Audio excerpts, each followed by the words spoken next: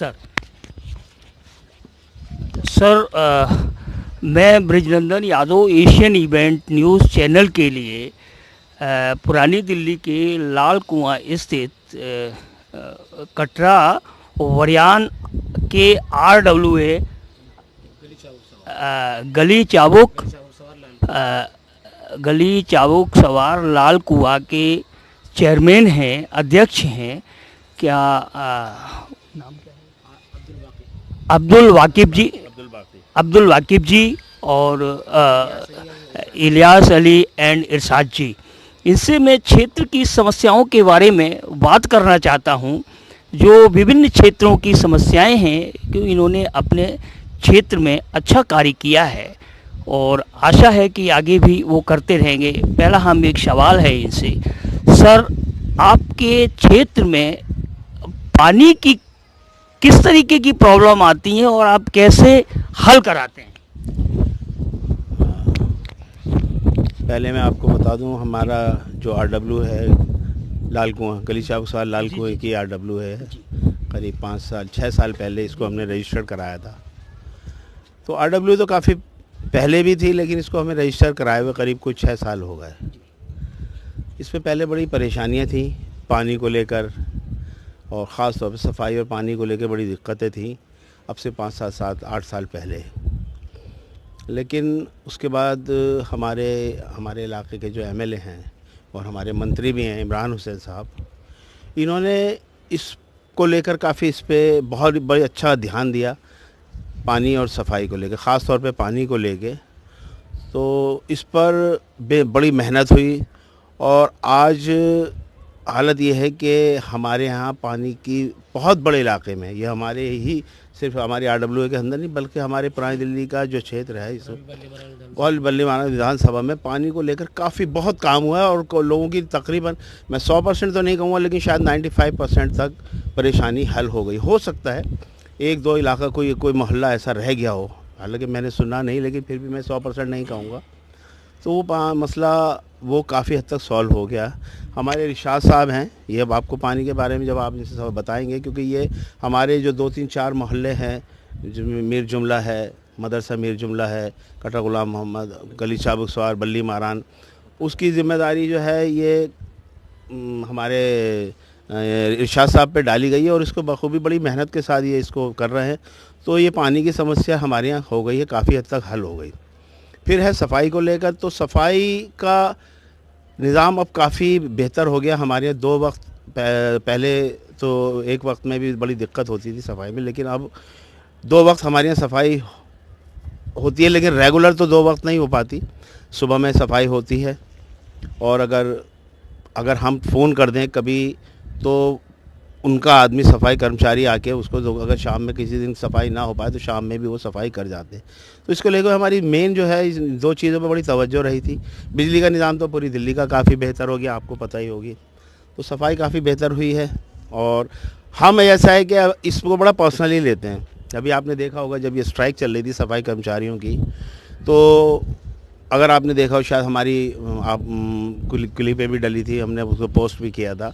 हमने अपने लेवल पे मोहल्ले को साफ़ किया था और हमने वो बाहर हमारे मंत्री जी के तमाम उनके भाई, हमारे सिटी जोन के चेयरमैन साहब, सादिक साहब, उन्होंने बड़ा इसको अपने लेवल पे प्राइवेट लोगों को हायर करके, प्राइवेट डंपर या वो JCB मशीन में हमारे यहाँ कूड़ा नहीं इकट्ठा होने दिया। जबकि अगर ये ऐसा नहीं होता तो 1 महीने में बड़ी बुरी हालत, ख़ास तौर पर पुरानी दिल्ली में, क्योंकि यहाँ कूड़ा बहुत निकलता है।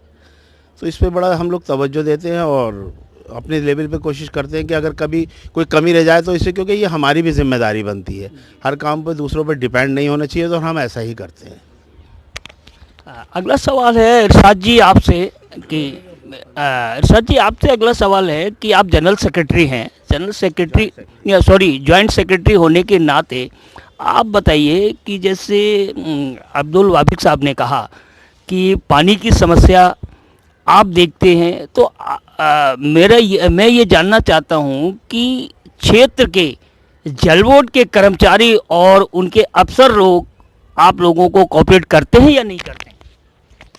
सर जो आपने पूछा है जल बोर्ड के कर्मचारी वगैरह सपोर्ट करते हैं, इसमें तो कोई दो राय नहीं, सपोर्ट तो करते हैं सर। कभी कभी लापरवाही ऐसी हो जाती है, जो काम होता है तो उनकी नॉलेज में नहीं हो पाता होता है तो मना करते हैं वो, ये काम होगा नहीं। तो इस काम को देखते हुए मैं इसको साथ में लग के लेबर को और देख के इसको खड़े होकर मैं खुद कराता हूँ। कुछ यहाँ पे अभी हाल ही में ऐसे काम थे जो बिल्कुल इंजीनियर जो आए थे साथ में फुरकान भाई के साथ में, तो उन्होंने साफ मना कर दिया ये काम नहीं होने का। अभी बीच में मट्टी आ रही थी एक बोरिंग में और उसमें 6 गलियाँ थी अटैच, जो सबके यहाँ पानी गंदा जा रहा था 6 दिन से बराबर, और उनके सारे फिल्टर और मतलब एक खाना पकाने के लिए भी उसमें पानी नहीं आ रहा था इनका। तो मैंने इनके कर्मचारी से बोला भाई इसमें ये प्रॉब्लम है, तो बोले ये होगी नहीं है, ये तो कुदरती ऐसी ही रहेगी मट्टी से। तो मैंने सर आप लेबर को भेजें, इसको मैं करा देता हूँ। तो कोई सुनवाई नहीं हुई थी। फिर हमने अपने इमरान हुसैन मंत्री साहब को बोला, फुरकान भाई की नॉलेज में आई, सादिक भाई हमारे चेयरमैन हैं सिटी जोन के, उनकी नॉलेज में आई, तो उन्होंने फ़ौरन इस पर एक्शन लिया। फ़ौरन 2 घंटे के अंदर पूरे स्टाफ को बुलाया, पूरे जल बोर्ड वालों को और बोरिंग वालों को, तो खड़ों को उन्होंने खुद गवाया है। उन्होंने ये कहा ये होने का नहीं, आप जो करा रहे हैं काम ऐसा होता नहीं है ये, और आप इसको छिड़वाएंगे तो और ख़राब पानी हो जाएगा। तो मैंने इनसे हाथ जोड़ के रिक्वेस्ट करी, तो जिसमें गवा भाई फुरकान भी हैं हमारे और चेयरमैन साहब भी हैं, तो मैंने आप लेबर भेजे हैं, खड़ों के काम मैं कराऊंगा, इंशाल्लाह साफ़ होगा। तो अगले दिन लेबर आई भाई फुरकान के कहने से, लेबर से मैंने काम करवाया था। अल्लाह के हुक्म से जो काम को छेड़ा हमने, 2 घंटे के अंदर पोजीशन आपको दिखाएंगे हम। जो मट्टी की पोजीशन आ रही थी 24 घंटे पानी मट्टी का आ रहा था 6 दिन से, वो अल्लाह ताला ने 2 घंटे के अंदर काम करते करते में ही साफ़ कर दिया वो। तो मकसद ये नहीं है मेरा कुछ इसमें जो कलाकारी कुछ है, ये तो अल्लाह का एक हुक्म था। मुझे उम्मीद थी काम करने से काम हो जाएगा। जो ये लेबर हैं, जो जल बोर्ड की स्टाफ हैं, ये काम करने से घबराते हैं। मैं ये कहता हूँ अगर काम करेंगे हम मेहनत से तो काम होगा। तो हमने काम को उसको करवाया, तो 2 घंटे के अंदर पानी भी साफ़ हो गया, लोगों की जो परेशानी दूर हो गई। तो इसमें जो सबसे बड़ा रोल है हमारे मंत्री साहब का है, उनके सपोर्ट से ही हमें काम होता है, तो हम काम उसको अंजाम देते हैं। तो पानी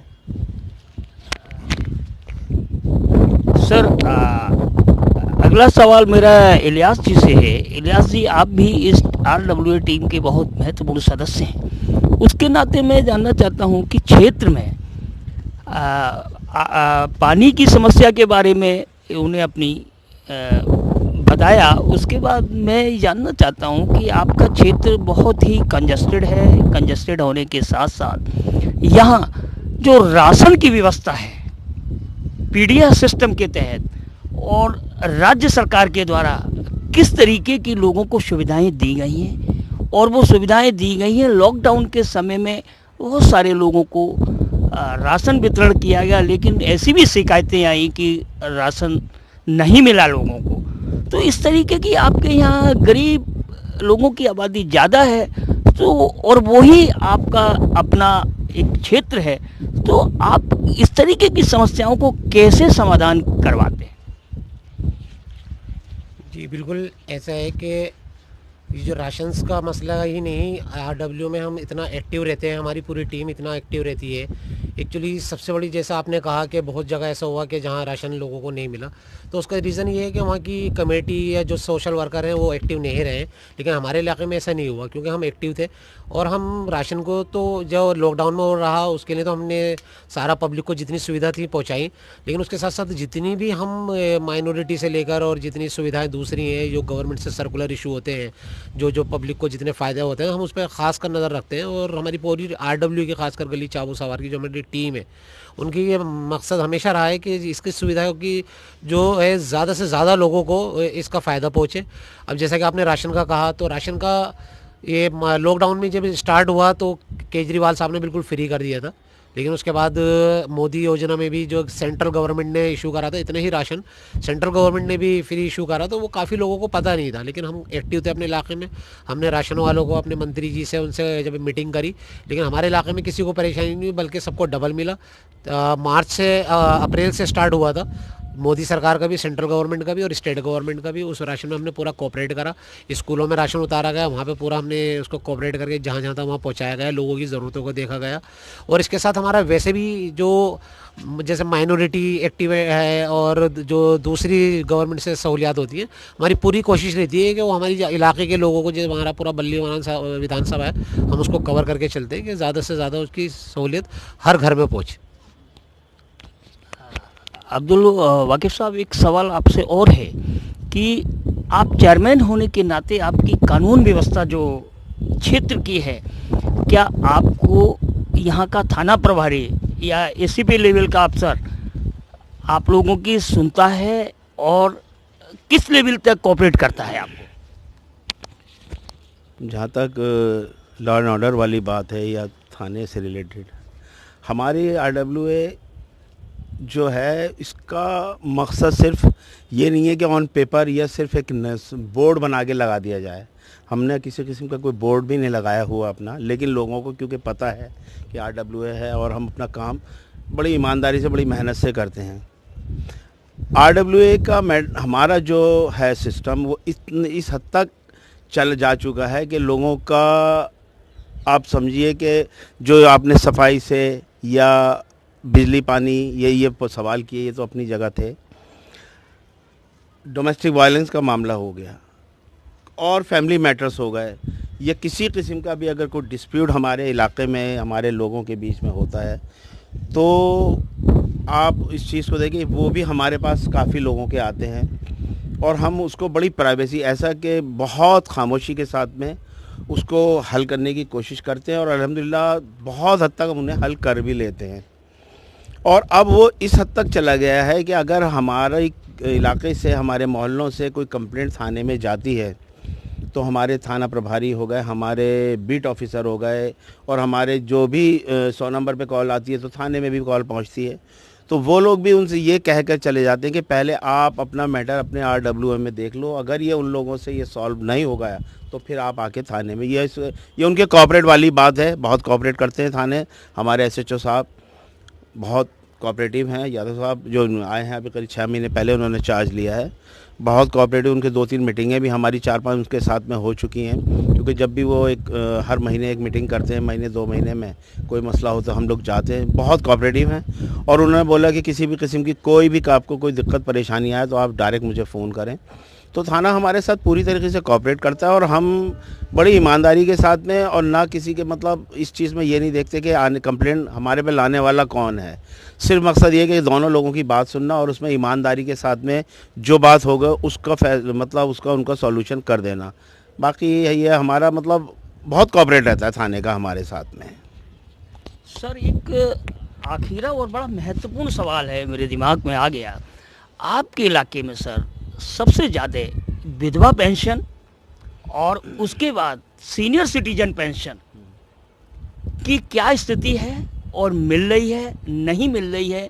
खबरें तो यहाँ तक आ रही हैं, मेरे और लोगों से बात हुई कि दिल्ली सरकार ने अभी तक इसका बजट नहीं दिया है।